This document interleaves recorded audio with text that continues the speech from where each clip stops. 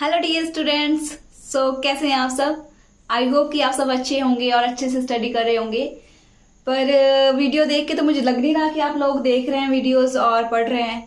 मैंने आपको पहले भी बोला था कि जब भी आप वीडियो देखते हैं तो क्या करो, कमेंट में डन लिख दो ताकि मुझे पता लग जाए कि कितने बच्चे वीडियो देख रहे हैं और कितने बच्चे सब्जेक्ट को क्लियर कर रहे हैं। और जो भी अगर आपको क्लियर हो जाए सब्जेक्ट जो मैंने आपको पढ़ाया टॉपिक, तो उसको लिख लिया करो कि हाँ हमें क्लियर हो गया।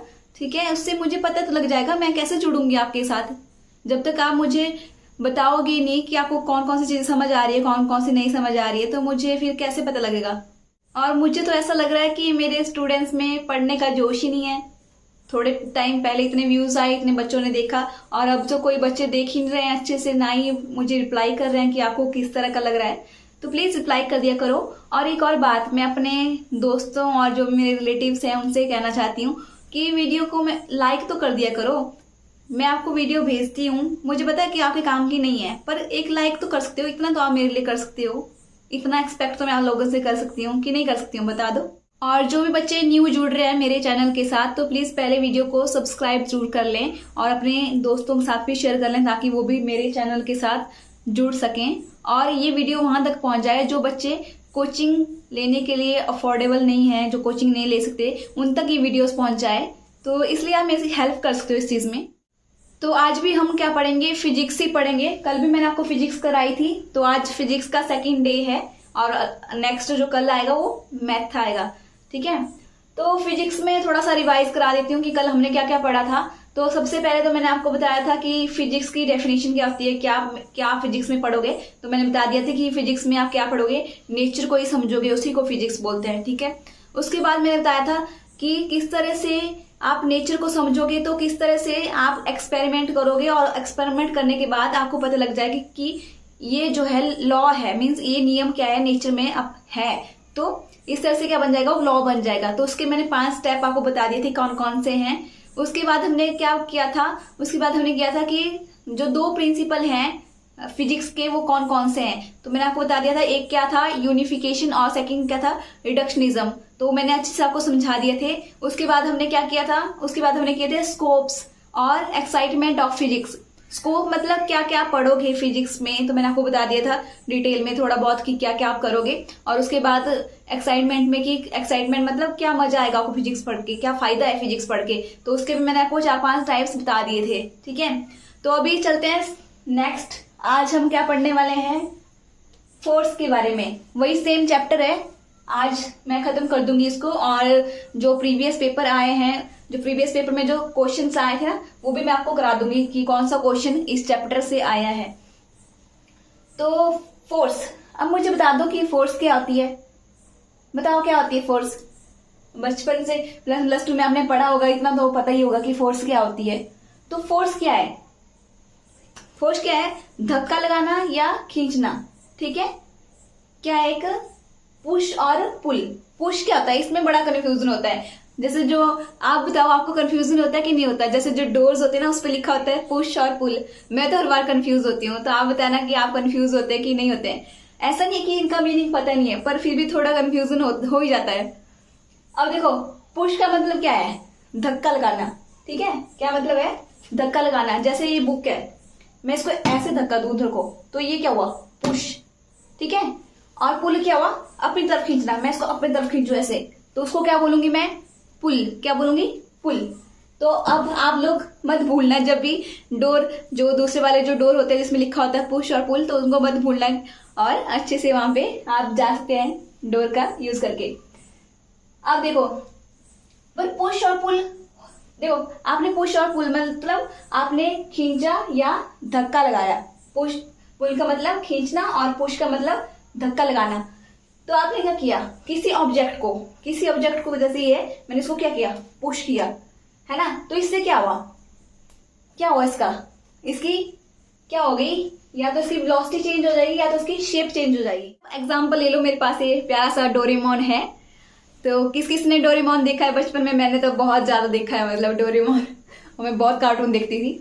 तो आपने क्या करना है, सबसे पहले क्या, पुश और पुल मतलब मैं देखो इसको मैंने आपको बताया कि या तो वेलोसिटी चेंज हो जाएगी या तो शेप चेंज हो जाएगी। जैसे ये डोरेमोन है, ठीक है, मैंने इसको क्या किया, क्या किया मैंने, इसको बताओ, पुश कर रही हूं मैं, है ना, पुश कर रही हूं तो इसकी शेप क्या हो जाएगी, चेंज हो रही है ना इसकी शेप, है ना। तो क्या होता है, या तो उसकी शेप चेंज हो जाएगी या उसकी क्या हो जाएगी, वेलोसिटी। वेलोसिटी क्या होता है, स्पीड, किस स्पीड से वो चल रहा है। जैसे आप क्या करते हो, आप गाड़ी तो आप सब चलाते ही होंगे, चलाते हो कि नहीं चलाते हो, किस किस को ड्राइव करना आता है, फिर बताना मुझे किस किस को ड्राइव करना आता है। तो जब आप ड्राइव करते हो तो आप क्या लगाते हो, जब आपने गाड़ी रोकनी होती है तो आप क्या करते हो, ब्रेक अप्लाई करते हो ना। तो पहले आपकी गाड़ी क्या चली होती है, वेलोसिटी होती है, उसकी स्पीड से चली होती है। फिर आपने क्या किया, ब्रेक अप्लाई कर दी। तो ब्रेक अप्लाई मतलब आपने क्या की, फोर्स लगाई हो, ठीक है, फोर्स ही होती है वो। तो आपने फोर्स लगाई तो क्या हो गया, गाड़ी की वेलोसिटी क्या होगी, एकदम से जीरो, रुक गई गाड़ी, मतलब उसकी स्पीड जीरो हो गई, ठीक है। तो क्या हुआ, फोर्स अप्लाई करने से या तो किसी ऑब्जेक्ट की शेप चेंज हो जाती है या तो उसका क्या हो जाता है, उसकी वेलोसिटी चेंज हो जाती है। अगर कोई चीज क्या है, मतलब खड़ी हुई है तो वो चलने लग जाएगी अगर आप उसको धक्का मारोगे, ठीक है। और या वो क्या होगी, चल रही है तो वो रुक जाएगी या उसकी वेलोसिटी कम ज्यादा हो जाएगी, ठीक है। इतना समझ आ गया। अब देखो, तो फोर्स को तो आप समझ गए कि फोर्स क्या है, ठीक है। अब बताओ, फोर्स के ना दो टाइप होते हैं। क्या होते हैं, दो टाइप, मतलब दो टाइप से फोर्स को रखा हुआ है। एक होता है आपका फंडामेंटल फोर्स, ठीक है, फंडामेंटल फोर्स, और एक होती है डिराइव्ड फोर्स। फंडामेंटल का ना नाम याद रखना, फंडामेंटल होता है जो नेचुरली, जो आपका प्रकृति में पहले से पाया जाता है, नेचुरली पाया जाता है, ठीक है। जो प्रकृति में क्या पाया जाता है, नेचुरली पाया जाता है, उसको क्या बोलते हैं हम, फंडामेंटल। तो फंडामेंटल फोर्स यानी कि ऐसी फोर्स जो पहले से ही है नेचर में, ठीक है। और डिराइव्ड फोर्स क्या होती है, जो हमने इससे डिराइव की गई है ना, तो उनको क्या होता है, डिराइव फोर्स। तो फंडामेंटल फोर्स ना चार है, कितनी है, चार है। कितनी है ये फंडामेंटल फोर्स, चार है। कौन कौन सी है, सबसे पहले है ग्रेविटेशनल फोर्स। कल पढ़ाया था ना मैंने आपको ग्रेविटेशनल फोर्स के बारे में कि न्यूटन ने किस तरह से ग्रेविटेशन लॉ लेके आया था, ठीक है। तो ग्रेविटेशन फोर्स, उसके बाद सेकंड होती है आपकी वीक न्यूक्लियर फोर्स। कौन सी है, वीक न्यूक्लियर फोर्स। थर्ड कौन सी है आपकी, इलेक्ट्रोमैग्नेटिक फोर्स। कौन सी है, इलेक्ट्रोमैग्नेटिक फोर्स। और फोर्थ है आपकी स्ट्रॉन्ग न्यूक्लियर फोर्स। कौन सी है, स्ट्रॉन्ग न्यूक्लियर फोर्स। तो ये चार क्या है, फंडामेंटल फोर्स हैं। कैसी फोर्स हैं, फंडामेंटल। और इनको मैं आपको भी एक्सप्लेन करूंगी, ठीक है। तो ये क्या है, फंडामेंटल फोर्स है। इसके बाद जैसे जो डिराइव्ड है, नाम से होता है, डिराइव्ड का मतलब क्या होता है, जो क्या की गई, किसी चीज से डिराइव किया, मतलब बनाई गई है। तो किससे बनाई गई होगी, इन्हीं फोर्सों से जो डिराइव हुई है उसको हम क्या बोलते हैं, डिराइव्ड फोर्स। और डिराइव्ड फोर्स मैंने यहाँ पे लिखा है, फंडामेंटल फोर्स बनाई जाती है, ठीक है। फंडामेंटल फोर्स से ये वाली फोर्स बनाई जाती है, डिराइव्ड फोर्स। जैसे आपकी होगी फ्रिक्शन, मस्कुलर फोर्स, है ना। तो ये मैं सारा को समझाऊंगी अभी, धीरे धीरे हम चलेंगे। जब फिजिक्स को बहुत अच्छे से समझेंगे तो सारी चीजें हम समझेंगे अच्छे से, ठीक है। तो अब चलते हैं नेक्स्ट। तो अभी हम इन फंडामेंटल फोर्सेस को फर्दर एक्सप्लेन कर देते हैं और मैं आपको अच्छे से समझाती हूँ कि इन फोर्सेस में क्या क्या है। तो सबसे पहले देखो, फंडामेंटल फोर्स मैंने आपको बता दी थी, कितनी है, चार है, ठीक है। कौन कौन सी थी, gravitational force, weak nuclear force, electromagnetic force और स्ट्रॉन्ग न्यूक्लियर फोर्स, ठीक है। तो सबसे पहले स्टार्ट करते हैं किससे, ग्रेविटेशनल फोर्स से। किससे स्टार्ट कर रहे हैं, ग्रेविटेशनल फोर्स। अच्छा, ये ग्रेविटेशनल फोर्स ना कैसी है, यूनिवर्सल फोर्स है। यूनिवर्सल फोर्स मतलब ये सिर्फ आपकी अर्थ के ऊपर नहीं लग रही है, ये पूरे यूनिवर्स में लग रही है। जैसे कि प्लैनेट्स के ऊपर लग रही है, कि जो प्लैनेट्स हैं वो एक दूसरे के किससे, ग्रेविटेशन फोर्स से क्या कर रहे हैं, एक दूसरे को अट्रैक्ट कर रहे हैं, ठीक है। इसी तरह से आपके जो सन है, सन प्लैनेट्स को घुमाता है अपने ग्रेविटेशन फोर्स की वजह से, है ना। क्या पता, अभी बहुत कुछ है, अभी बोल रहे हैं कि ब्लैक होल की वजह से सारी चीजें जो है एक पाथ फॉलो करती है। तो इस चीज के ऊपर अभी भी क्या कर रहे हैं, डिस्कशन हो रहा है कि क्या क्या हो सकता है। अभी स्कोप आगे बहुत कुछ है जानने के लिए, मीन्स बहुत कुछ है। और मेरे को तो इतना ज्यादा एक्साइटमेंट होता है कि इस दुनिया के बाहर क्या क्या है, किस तरह से हम इस चीज को जानेंगे। अभी साइंस वहां तक पहुंचने के लिए बहुत टाइम लग जाएगा, बहुत ज्यादा टाइम लग जाएगा। अब देखो, मैं बता दिया आपको कि ग्रेविटेशन फोर्स कैसी है, यूनिवर्सल फोर्स है, यूनिवर्सल फोर्स, ठीक है। समझ आ गया कि पूरे यूनिवर्स में लगेगी, पूरे ब्रह्मांड में लगेगी, सिर्फ आपके पृथ्वी पे नहीं लगेगी। दूसरा है कि क्या है, mutually attractive force. Attractive force दो चीजें क्या करें, एक दूसरे को अट्रैक्ट करती है। देखो जैसे ये मैं हूं और ये मेरी प्यारी अर्थ है, ठीक है। तो ये अर्थ है, इसकी ग्रेविटेशन फोर्स की वजह से मैं क्या हूं, इसकी तरफ अट्रैक्टेड हूं, ठीक है। मैं तब जो है नीचे नहीं गिरते हम सब, इसकी तरफ क्या है, इसके सेंटर की तरफ, इसकी जो मतलब जमीन है, ठीक है, सरफेस की तरफ हम क्या है, अट्रैक्टेड है, ठीक है। तो ऐसा नहीं कि अर्थ ही सिर्फ क्या लगा रही है, ग्रेविटेशन फोर्स लगा रही है, मैं भी अर्थ के ऊपर ग्रेविटेशन फोर्स लगा रही हूँ, मतलब दोनों लगाती है एक दूसरे को, ठीक है। दोनों क्या है, एक दूसरे को अट्रैक्ट करती है, बट डिपेंड करता है साइज के ऊपर। जिसका जितना ज्यादा साइज होगा उसकी ग्रेविटेशन फोर्स उतनी ज्यादा क्या होगी, ज्यादा होगी। अब हमारा साइज और आप अर्थ का साइज ले लो, तो मेरा साइज मीन्स जो आपका साइज है सबका, वो क्या है, निग्लिजिबल है। उसको आप मतलब अर्थ के आगे हम क्या है, इतने हम तो मतलब दिखते भी नहीं है ऊपर से, अगर आप स्पेस से देखो तो। इसलिए क्या है, तो हमारी जो ग्रेविटेशन फोर्स लगेगी अर्थ के ऊपर वो क्या होगी, निग्लिजिबल होगी, मतलब जीरो के आसपास ही होगी, ठीक है, ज्यादा फोर्स नहीं होगी। पर जो अर्थ लगा रही है हमारे ऊपर वो क्या है, बहुत ज्यादा, क्योंकि इसका साइज क्या है, बहुत बड़ा है ना। तो देखो मैंने यहाँ पे आप बनाया हुआ है, ये आप सपोज करो अर्थ ले लो, ठीक है। मैंने क्या बनाई है, अर्थ, पृथ्वी बनाई है। इसका मास ले लिया मैंने क्या, m1, ये है आपकी अर्थ, इसका मास कितना है, m1 मास, ठीक है। मास क्या मतलब कितने मैटर से बनी है, समझाया था ना मास, केमिस्ट्री में मास क्या होता है, कितने मैटर से ये बनी हुई है। अब देखो ये ले लिया मैंने सूरज, क्या ले लिया, सूरज। ये पृथ्वी है, यहाँ जैसे सपोज करो सूरज है ना, ठीक है। इनके बीच में कुछ क्या होगा, डिस्टेंस, क्या होगा, डिस्टेंस, है ना। कुछ ना कुछ क्या होगा इनके बीच में, गैप, यानी कि डिस्टेंस होगा। उसको मैंने लिख लिया डी से, किससे लिखा, डी से। और जो सन था, जो सन है उसका मास क्या लिया मैंने, m2, क्या लिया, m2। अब आपको पता है कि पृथ्वी का साइज क्या है, छोटा है, और सूरज का साइज कैसा है, बड़ा है। तो किसकी ग्रेविटेशन फोर्स ज्यादा होगी, बताओ मुझे, किसकी ज्यादा होगी, सूरज की होगी ना, क्योंकि उसका साइज क्या है, पृथ्वी के कंपैरिजन में ज्यादा बड़ा है, तो उसकी ग्रेविटेशन फोर्स क्या हो जाएगी, ज्यादा हो जाएगी पृथ्वी से, ठीक है। अब देखो इसका मास क्या है, m2, और इसका मास क्या है, m1। अब मैंने बोला आपको कि ये क्या है, एक म्यूचुअल अट्रैक्टिव फोर्स है, यानी कि अर्थ भी क्या कर रही है, सन को अट्रैक्ट कर रही है, और सूरज भी क्या कर रहा है, अर्थ को अट्रैक्ट कर रहा है, एक दूसरे को अट्रैक्ट कर रहे हैं। जैसे आप सोच सकते हो जैसे लड़का लड़की एक दूसरे को क्या करते हैं, अट्रैक्ट करते हैं, ठीक है। उस तरह से ही क्या है, आपकी पृथ्वी और अर्थ क्या हो रहे हैं, एक दूसरे की तरफ अट्रैक्ट हो रहे हैं। पृथ्वी और अर्थ ही नहीं हो रहे हैं, सारे के सारे प्लेनेट क्या होते हैं, सूरज की तरफ अट्रैक्ट होते हैं ना, वो ग्रेविटेशन फोर्स की वजह से क्या होते हैं, उसके साथ जुड़े होते हैं। अब देखो तो ये ना क्या है, आपकी म्यूचुअल अट्रैक्टिव फोर्स है, इतना समझ आ गया। अब मुझे आप यहाँ पे बताओ, ये क्या है, एक लॉन्ग रेंज फोर्स है। लॉन्ग रेंज मतलब ज्यादा डिस्टेंस पे लगती है। अब मैंने आपको बता दिया कि देखो ये अर्थ है और ये क्या है, सूरज है, कितना डिस्टेंस है, बताओ कितना ज्यादा डिस्टेंस है, बताना मुझे कमेंट सेक्शन में कितना डिस्टेंस है अर्थ और सूरज के बीच में। तो देखो तो इनके बीच में क्या है, बहुत ज्यादा डिस्टेंस है, यानी कि बहुत ज्यादा डिस्टेंस है, तो कैसी फोर्स होगी, लॉन्ग रेंज, मतलब लंबी रेंज है इसकी, बहुत दूर तक ये फोर्स लग सकती है। ऐसा नहीं कि इतनी सी जगह पे लग रही है, बहुत जगह पे लग सकती है, बहुत दूर दूर, ठीक है। जैसे अर्थ हम पे लगा रही है और अर्थ को सूरज लगा रहा है, ठीक है। अर्थ जो है मून के ऊपर लगा रही है अपनी ग्रेविटेशन फोर्स, तो कितना बड़ा बड़ा डिस्टेंस पे ये क्या लग जाती है, फोर्स लग जाती है। तो इसलिए कैसी फोर्स है, लॉन्ग रेंज फोर्स है।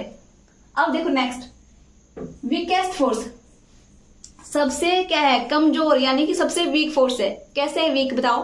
अभी इस टाइम मेरे पे ग्रेविटेशन फोर्स लगी, क्या मुझे फील हो रहा है कि मुझे कोई ऊपर से दबा रहा है, क्या आपको फील हो रहा है, बताओ, हो रहा है फील आपको कि आपको कोई ऊपर से धक्का मार रहा है।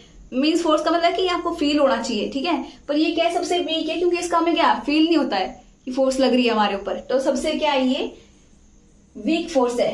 क्या है, वीक फोर्स। यहाँ मैंने लिखा स्ट्रेंथ, स्ट्रेंथ यानी कि ताकत, ठीक है। तो अगर इसकी ताकत मैंने क्या मान ली, सपोज करो 1, ग्रेविटेशन फोर्स की ताकत मैंने कितनी मान ली कि इसकी ताकत क्या है, 1 है, ठीक है। अब देखो ये जो फोर्स होती है ना इन दोनों के बीच में, इसका क्या है, फॉर्मूला है, क्या है, फॉर्मूला है कि किस तरह से आप ग्रेविटेशन फोर्स निकाल सकते हो, है ना। तो ग्रेविटेशन फोर्स निकालना क्या करना है आपने, इससे क्या होगा, देखो ये मैं आपको पूरा एक्सप्लेन करूंगी जब चैप्टर आएगा इसका, तो हम डिटेल से एक्सप्लेन करेंगे, थोड़ा थोड़ा भी बता देती हूँ। जैसे ये प्यारा डोरेमोन, मान लो कि ये क्या है आपका सूरज है, ठीक है, और ये क्या है, पृथ्वी है ना। तो इनका इसका मास क्या है, आपका क्या था, m2, और इसका मास क्या है, m1। तो ये क्या करें, एक दूसरे को क्या करें, अट्रैक्ट कर रहे हैं, मतलब तभी आपका क्या हो रहा है, ये सूरज है और ये इसके अट्रैक्शन की वजह से क्या कर रहा है, इसके चारों तरफ क्या कर रहा है, घूम रहा है, ठीक है, रिवॉल्व हो रहा है ना। इतना समझ आ गया। तो क्या होता है, देखो इसके बीच में क्या है, कुछ डिस्टेंस होगा, देखो है ना गैप, इनके बीच में क्या है, डिस्टेंस है थोड़ा, है ना, थोड़ा क्या, बहुत डिस्टेंस है सूरज और पृथ्वी के बीच में। तो देखो ये जो फोर्स है ना कैसे निकलती है, यहाँ पे क्या करना है, सिंपल, इसका जो मास है, इसका जो मास है, इसका मास क्या है m1, इसका मास क्या है m2, उनका क्या होगा, प्रोडक्ट, है ना, क्योंकि मासेस के ऊपर डिपेंड करे, जिसकी ज्यादा मास होगा उसकी क्या होगी, ज्यादा फोर्स। इसका मतलब जो ये फोर्स है ना डायरेक्टली किसके ऊपर डिपेंड करी है, मास के ऊपर, मतलब जितना ज्यादा मास हुआ, ठीक है, उतना ही क्या होगी, फोर्स ज्यादा होगी। तो डायरेक्टली किसके ऊपर डिपेंड करी है, दोनों के मासेस के ऊपर, ठीक है, तो दोनों का क्या आएगा, प्रोडक्ट, है ना। अब देखो, और डिस्टेंस का क्या करिए, इनवर्सली प्रोपोर्शनल, कितना, इनवर्सली प्रोपोर्शनल। जैसे देखो इसके बीच में अभी ये नजदीक आ गए, डिस्टेंस कम हो गया, तो फोर्स क्या होगी, ज्यादा होगी ना, नजदीक आ गए तो फोर्स ज्यादा लगेगी इनके ऊपर, और मेरे को दूर ले जाऊं तो क्या हो जाएगा, दूर चले गए तो क्या होगी, फोर्स कम हो जाएगी इनके ऊपर, ठीक है, क्या हो जाएगी, कम। तो जितना दूर होंगे उतनी फोर्स कम लगेगी, और जितना नजदीक होंगे उतनी ज्यादा फोर्स लगेगी। तो ये फॉर्मूला है, ठीक है। और ये जो जी होता है ना, ये क्या होता है, एक्स्ट्रा फैक्टर होता है, इसको बोलते हैं कांस्टेंट, तो ग्रेविटेशनल कांस्टेंट। तो ये जो आपका डायरेक्ट फॉर्मूला होता है m1 m2 upon d square, ये निकाला होता है साइंटिस्टों ने, फिर थोड़ा एक्स्ट्रा फैक्टर उनके पास आ जाता है, उनको उसको क्या मान लेते हैं, वो कांस्टेंट, ठीक है, इतना पता लग गया। अब देखो नेक्स्ट पॉइंट है, नो मीडियम रिक्वायर्ड। इस फोर्स को ना कोई मीडियम नहीं चाहिए कि जिसके ऊपर ये ट्रेवल करे। देखो मीडियम क्या होता है, जैसे हवा, पानी, ये क्या है, मीडियम है, इसके थ्रू कोई ना कोई फोर्स क्या करती है, कोई चीज ट्रेवल करती है। जैसे कि मेरा साउंड है जो हम बोलते हैं ना, ये क्या है, एक वाइब्रेशन होती है, क्या होती है, वाइब्रेशन होती है। जो मैं साउंड निकाल रही हूँ तो ये क्या हो गए, जो वाइब्रेशनल वेव्स निकालेगी, यहाँ पे क्या है, हवा, हवा एक मीडियम है, तो ये हवा के ऊपर ऐसे से जाके क्या हो जाएगी, आपको उधर मतलब दूर सुनाई देगी, क्योंकि ये ट्रेवल कर सकती है। और वैसे ही पानी में भी आपका साउंड ट्रेवल कर सकता है, वैसे ही लकड़ी के भी ट्रेवल कर सकते हैं। पर आप कहाँ चले जाओ, वैक्यूम में, वैक्यूम में आपका साउंड ट्रेवल नहीं कर सकता है, ठीक है, वैक्यूम हो गया, वहां पे कुछ नहीं है। जैसे आप स्पेस में ले लो, स्पेस में कोई भी मीडियम नहीं है, ना वहां पे हवा है, ना पानी है, ना कुछ नहीं है, ठीक है। तो हाँ मैंने अब बताया आपको कि ये फोर्स क्या लगती है, स्पेस के ऊपर, मीन्स पूरे ब्रह्मांड में लग रही है, तो ब्रह्मांड में तो क्या है, मीडियम है नहीं, तो इसका मतलब इस फोर्स को मीडियम की जरूरत नहीं होती है, ठीक है। अब आपका आया सेकंड, इतना समझ आ गया इसके बारे में, ग्रेविटेशन फोर्स के बारे में। अब देखो, अब आया आपका weak nuclear force. Nuclear force मतलब, न्यूक्लियर फोर्स मतलब जो क्या होगी आपकी, न्यूक्लियस के ऊपर लगेगी, ऐसी फोर्स जो न्यूक्लियस के अंदर ही लगेगी, ठीक है। तो operate with in nucleus, nucleus के अंदर लगेगी। जैसे मैंने आपको बताया था कि ये क्या एक एटम है, ये क्या एक एटम है, ठीक है। तो एटम का बीच में मैंने बताया था जो मास होता है ना सेंटर में होता है, उसको क्या नाम दिया था, न्यूक्लियस, क्या नाम दिया था, न्यूक्लियस। तो इस न्यूक्लियस के अंदर ही फोर्स लगेगी, है ना। तो ये तब लगती है जब आपका क्या करता है, न्यूक्लियस बीटा पार्टिकल क्या करता है, एमिट करता है, उस टाइम ये फोर्स निकलती है। और ये क्या होती है, वीक होती है, मतलब इसके नाम से पता लग रहा है वीक है, मतलब इतनी ज्यादा स्ट्रांग नहीं है, ठीक है। इससे तो स्ट्रांग है, इससे स्ट्रांग है, पर और से क्या है, थोड़ी कम है, थोड़ी क्या बहुत कम है, इससे स्ट्रांग है और इनसे कम है। अब देखो ये क्या है, अगला शॉर्ट रेंज फोर्स। देखो नाम पता लग जा रहा है, एटम कितना सा होता है, दिखता भी नहीं है, तो उसका डिस्टेंस कितना होगा, तो कैसी है, शॉर्ट रेंज फोर्स है, बहुत शॉर्ट रेंज पे लग जाती है, बहुत कम डिस्टेंस के ऊपर लग जाती है ना, क्योंकि हमें तो एटम दिखता भी नहीं है, तो हमें क्या पता कितना अगर डिस्टेंस होगा, वो बहुत ही मेन पॉइंट में कितना पॉइंट जाएगा, ठीक है। शॉर्ट डिस्टेंस क्या है आपकी फोर्स है, और responsible for radio active decay. जो आपका रेडियो एक्टिव डीके होता है ना, जब आपके क्या होता है, ये न्यूक्लियस टूटता है, उसके लिए रिस्पॉन्सिबल होती है ये वाली फोर्स। तो देखो अगर मैं इसकी मैंने स्ट्रेंथ क्या मानी थी 1, तो ये क्या है, इससे तो ज्यादा है, मतलब weak nuclear force gravitation force से ज्यादा है। कितनी ज्यादा है, 10 की पावर 25 टाइम्स ज्यादा है, ठीक है। अब आप अगला आ जाओ, इलेक्ट्रोमैग्नेटिक फोर्स। इलेक्ट्रोमैग्नेटिक फोर्स क्या होती है, ऐसी फोर्स जो चार्ज पार्टिकल के ऊपर लग रही है, ठीक है। चार्ज पार्टिकल चार्ज क्या होता है, जब हम किसी चीज को रब करते हैं तो एक पे क्या आता है आपका, जैसे पॉजिटिव चार्ज और एक पे नेगेटिव चार्ज, ठीक है, उसको हम क्या बोलते हैं, चार्ज, उसको नाम दिया हमने चार्ज। तो जो दो चार्ज पार्टिकल है, चाहे वो पॉजिटिव हो चाहे नेगेटिव हो, उनके ऊपर जो फोर्स लगती है उसको हम क्या बोलते हैं, इलेक्ट्रोमैग्नेटिक फोर्स। और ये क्वेश्चन आया था आपका कौन सा, टीजीटी 2018 में वाला क्वेश्चन आया था, ठीक है, कि जो आपकी इलेक्ट्रोमैग्नेटिक फोर्स होती है वो कैसी होती है, क्या वो अट्रैक्टिव होती है, क्या वो रिपल्सिव होती है, क्या वो attractive as well as repulsive होती है। तो ठीक है, तो पता लगे ना वो कैसी है, दोनों है। ये इतना इजी क्वेश्चन आया था आपका 2018 वाली टीजीटी में। ठीक है, अब देखो ये मैंने चार्ज ले लिए, सपोज करो एक मैंने Q1 ले लिया, Q2 ले लिया, वही दो चार्ज है, उनके बीच में क्या होगा, थोड़ा डिस्टेंस भी होगा। तो इसकी तरह ही होती है, ये भी सेम, ये भी क्या होती है, जितने चार्ज है उनकी वैल्यू के ऊपर डिपेंड करती है डायरेक्टली, और इनवर्सली प्रोपोर्शन करती है डिस्टेंस के ऊपर। ये +2 का चैप्टर है, कूलम्स लॉ, उसमें पूरा एक्सप्लेन है, तब करा दूंगी पूरा को। और देखो ये चार्ज के ऊपर लगे तो चार्ज थोड़े इतने भी हो सकते हैं दूर, तो इसका मतलब थोड़ा क्या है, इसका लॉन्ग रेंज है, थोड़ा डिस्टेंस है, इसकी कंपैरिजन में क्या है, लॉन्ग रेंज फोर्स है। और इसको भी कोई मीडियम नहीं चाहिए होता है, ये भी क्या होती है, बिना मीडियम के जा सकती है। अब देखो नेक्स्ट, अच्छा इसका जो स्ट्रेंथ है वो कितना है, ग्रेविटेशन फोर्स से कितना ज्यादा है, 10 की पावर 36 टाइम्स ज्यादा है। कितना ज्यादा है, 10 की पावर 36 टाइम्स ज्यादा है।